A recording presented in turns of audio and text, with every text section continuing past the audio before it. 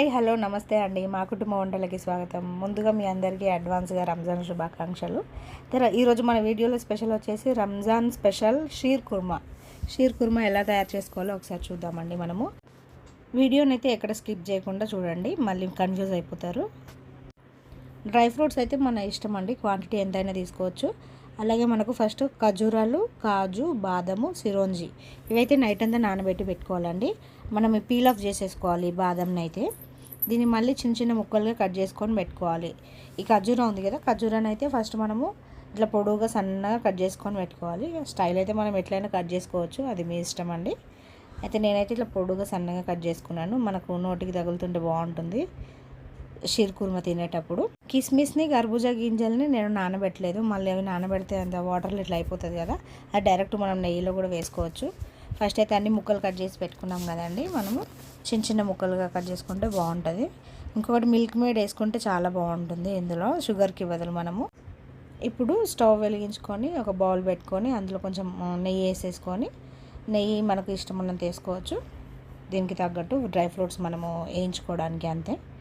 ఇందులో వేయించుకోవాలి ఇట్లా మంచిగా, కొంచెం మంచి దూరగా వేయగలండి.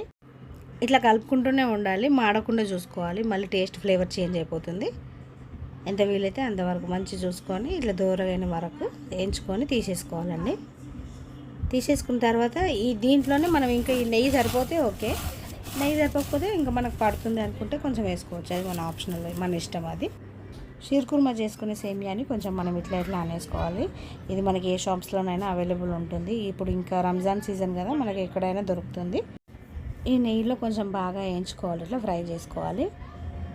కలుపుతూనే ఉండాలండి, లేదంటే ఇంకా మనకు మాడిపోయే అవకాశం ఉంటుంది. అందుకే చూసుకొని కలుపుకోవాలి.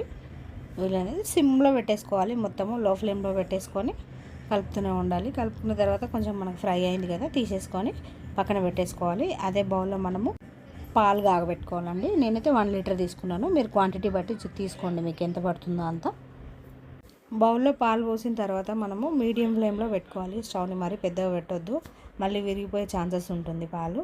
అలాగే మనకు పాలు కొంచెం వేడెక్కిన తర్వాత అందులో కొంచెం సాఫ్రాన్ వేసుకోవాలి, అదే కుంకుమ పువ్వు వేసుకుంటే బాగుంటుంది, కలర్ కూడా బాగా వస్తుంది అది వేస్తుంటే మనకి.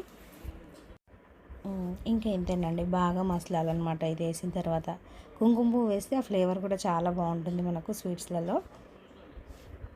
ఇట్లా ఇంకా కలుపుతూనే ఉండాలన్నమాట, ఎందుకంటే మళ్ళీ పాలు కదా మనకు కింద అడుగంటే ఛాన్సెస్ ఉంటాయి.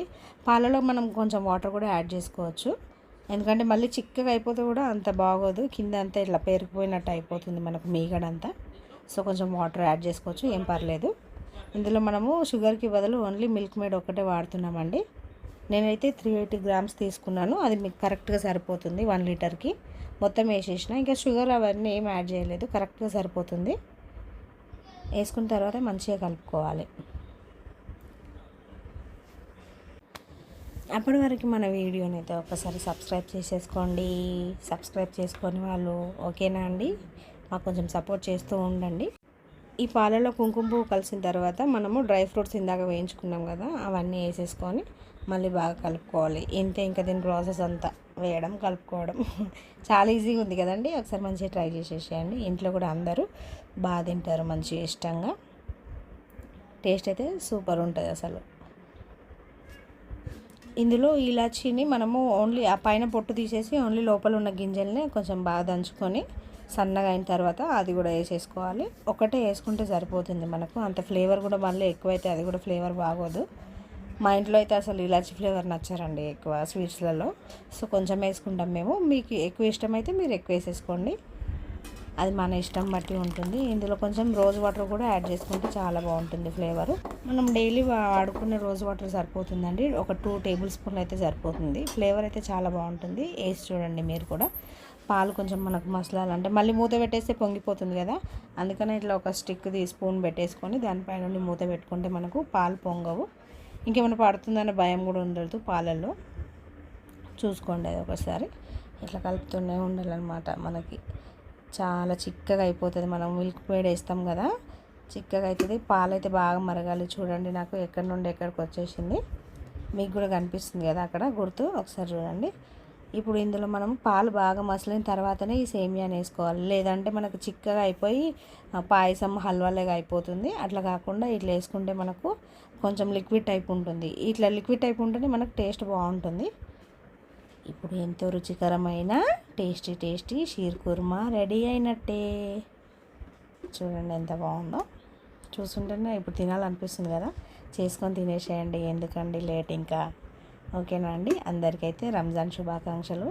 ఈ వీడియో కనుక మీకు నచ్చినట్లయితే ఒకసారి లైక్ చేసేసేయండి, అలాగే షేర్ చేయండి, అలాగే కామెంట్ కూడా చేసుకోండి. ముందుగా అయితే సబ్స్క్రైబ్ చేసుకోవడం మర్చిపోకండి. అలాగే సబ్స్క్రైబ్ చేసుకున్న తర్వాత ఒకసారి గంట బిల్లను కూడా గట్టిగా ఒకసారి వేసేసేయండి. అలా వేసేస్తే మేము పెట్టే ప్రతి ఒక్క వీడియోకి మీకు నోటిఫికేషన్ ద్వారా రిమైండ్ చేస్తూనే ఉంటుంది. ఓకేనా అండి, ప్లీజ్ డూ సబ్స్క్రైబ్.